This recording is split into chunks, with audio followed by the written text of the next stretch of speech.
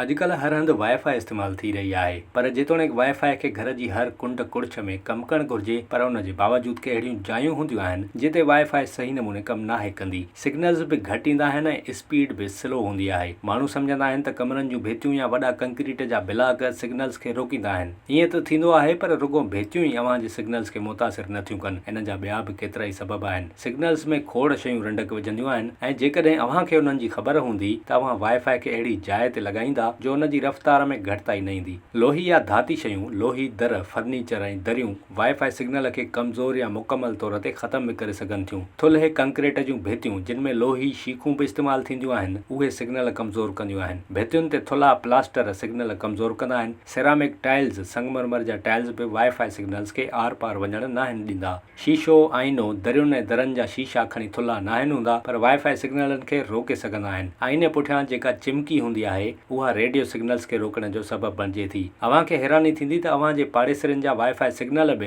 अव्हां जे वाईफाई सिग्नलनि में ख़लल विझी सघनि था। असां जे वेझो जेको बि कनेक्शन हूंदो, उहो असां जे कनेक्शन खे मुतासिर कंदो। इन लाइ अव्हां खे फ्रीक्वेंसी मटाइणी पवंदी आहे, जंहिंसां अव्हां जी वाईफाई रफ़्तार तेज़ थी वेंदी आहे। पाणी बि सिग्नल रोकींदो आहे। मिसाल तौरु वॾे आबशार जहिड़ी भिति, पाणीअ जी टांकी, मच्छियूं रखण वारी टैंक या अहिड़ी ॿी का शइ। फ्रिज, डिशवॉशर, चुल्हा, ओवन, इलेक्ट्रॉनिक जूं ॿियूं शयूं, लोही कुर्सियूं, लोही बेड सिग्नलनि में रंडक विझी सघनि था। जेकॾहिं अव्हां सिग्नल्स खे बहितर रखणु चाहियो था त वाईफाई राउटर खे पंहिंजे घर या ऑफिस में अहिड़ी जाइ ते रखो जिते ॼाणल शयूं घटि हुजनि ऐं अव्हां मसइले जे हल लाइ एंटीना बि हणी सघो था। फ्रीक्वेंसी जी तब्दीली लाइ अव्हां खे पंहिंजे ऑपरेटर सां राब्तो करण जी ज़रूरत पवंदी।